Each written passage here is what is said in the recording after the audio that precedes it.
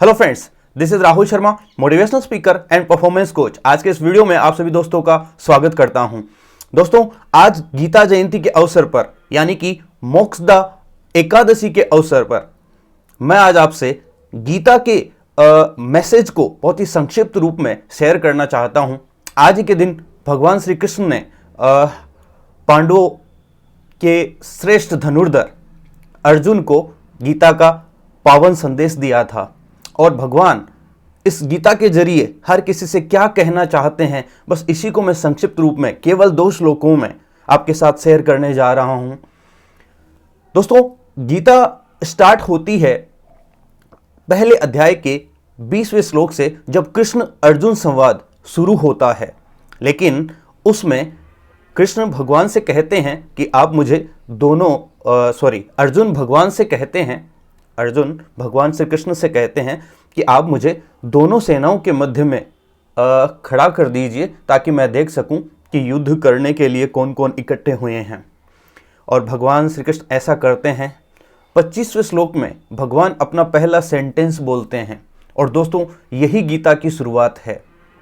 ये सेंटेंस अर्जुन का पूरा व्यवहार बदल देता है। जो अर्जुन युद्ध के लिए तैयार हुआ था, जिसने शस्त्र धारण कर लिए थे, वो इस सेंटेंस के बाद में कंप्लीटली चेंज हो जाता है।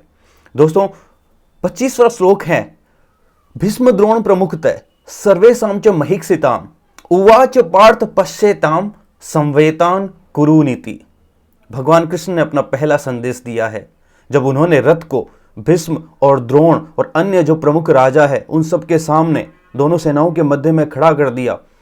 तो वो अर्जुन से बोले कि हे पार्थ, युद्ध के लिए इकट्ठे हुए इन कुरुओं को देख। भगवान ने सिर्फ इतना कहा कि युद्ध के लिए इकट्ठे हुए इन कुरुओं को देख। दोस्तों, ये सेंटेंस अर्जुन की लाइफ में एक बहुत बड़ा चेंज लाता है और उस वक्त अर्जुन मोह में चला जाता है, डिस्ट्रैक्शन में चला जाता है और युद्ध नहीं करना चाहता है। और यहीं से भगवान गीता प्रारंभ करते हैं, क्योंकि ये उन्हीं की इच्छा थी। तो ये सेंटेंस उन्होंने इस हिसाब से कहा कि अर्जुन पर उसका इम्पैक्ट पड़े। सब तो उन्हीं की लीला है, क्योंकि वो गीता देना चाहते थे हर किसी के लिए, ना केवल अर्जुन के कल्याण के लिए, बट हम सब मानव मात्र के कल्याण के लिए उन्होंने गीता कही। और दोस्तों, फिर गीता चली। अर्जुन को भगवान ने एक से बढ़कर एक गोपनीय संदेश दिए और लास्ट में जो गीता का सारांश 18वें अध्याय के 66वें श्लोक से भगवान ने दिया और उसके बाद में गीता वहाँ से खत्म होती है दोस्तों। और ये 18वें अध्याय का 66वां श्लोक ही गीता का मूल संदेश है। और ये श्लोक कुछ इस प्रकार है कि सर्वधर्मान परित्यज्य माम एक शरणं व्रज अहम त्वाम सर्व पापेभ्यो मोक्षयिष्यामि मा शुचय।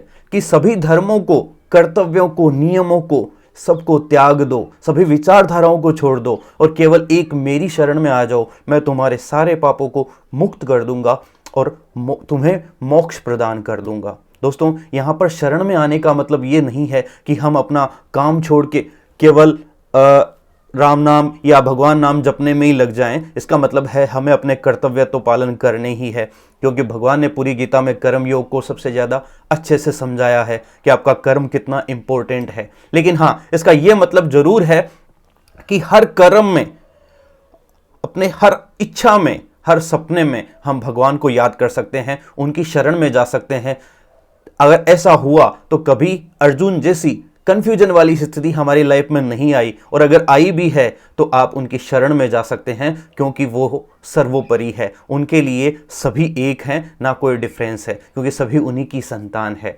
लेकिन उनके शरण में जाने के लिए हमें त्यागना पड़ता है दूसरों से नफरत करना, हमें त्यागना पड़ता है खुद का ईगो, खुद को बड़ा दिखाना या छोटा मानना, हमें सबको समान मानना पड़ता है, हमें दूसरों की सेवा में लग जाना होता है, हमें अपने कर्मों को ईमानदारी से करना होता है और हमें ये मानना पड़ता है, हमें ये अंदर से स्वीकार करना पड़ता है कि भगवान ने हमें इस संसार में कुछ विशिष्ट करने के लिए भेजा है, जिसमें हम दूसरों के लिए समर्पित होकर काम करें, क्योंकि सभी में तो ईश्वर का वास है। इसलिए जब हम दूसरों के लिए अच्छा काम कर रहे होते हैं तो हम उसी परमात्मा की सेवा कर रहे होते हैं और अल्टीमेटली हम हर काम, हर कार्य को, अपने हर कर्म में उसका नाम लेकर जब उसको समर्पित भाव से याद कर कर जो कर्म करेंगे तो वो हम उसकी शरण में ही चले जाते हैं। तो दोस्तों, ये गीता जयंती का विशेष मैसेज जो मैंने 2 श्लोकों के माध्यम से, जहाँ से गीता स्टार्ट हुई